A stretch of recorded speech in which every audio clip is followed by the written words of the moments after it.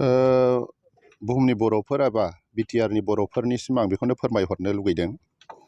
खुंगा 62थि जेनाखि बर' थुनलाइ आफादनि जथुम्मा बियो फैगौ 23, 24, 25 आरो 26 बाहाय जानो थांगासिनो दङ।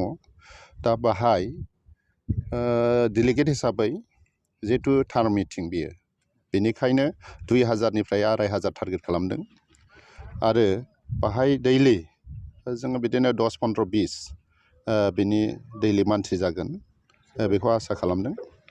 दा बेनिखायनो आं खावलायगोन, जोङो दा थाम-थिम जागासिनो दङ, माने फ्राय 65% खामानिया आवगायबाय आरो जोङोहाय बेखौ फैगौ 22 अक्ट'सिमाव जों जाफुंसार महर होथारगोन। खुंनाय बे जायगाखौ ओरैनो मा जायगा होननानै बुङो? बेखौ रानि खालायस्रि होनो, पाटगावनि क'क्राझार जिल्लानि सिङाव थानाय पाटगावनि रानि खालायस्रि फोथार।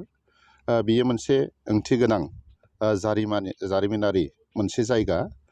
नोंथांमोना जेब्लानाखि सबिनियरा आबुं महर मोनगोन, बे सबिनियरनि थ्रयैनो बिनि डिटेल्सखौ मोनगोन, आं बेखौ फोरमायदों। बे जथुम्मानि गेजेरजों बर' हारिया मा मुलाम्फा जागोनखौ नोंथाङा फोथायो? बर' थुनलाइ होनोबा साफ्रोमबो बर' माहारिनिनो सिबिनां मोनसे आफाद, जे बर'नि गागि आफाद होननानै बुंदों, गारजेन आफाद होनदों जायखौ।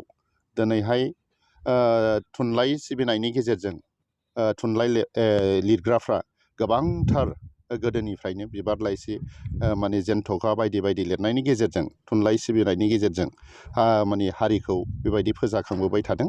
आरो बे जथुम्मानि गेजेरजों बर' हारिया माबा मोनसे सोलायनाय बियो थारैनो जागोन।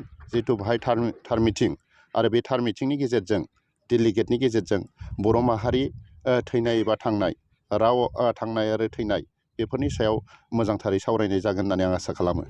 दा बेसेबांसो रायजोफोरखौ माबायदि बाहागो लाजानो नोंथाङा खावलायगोन?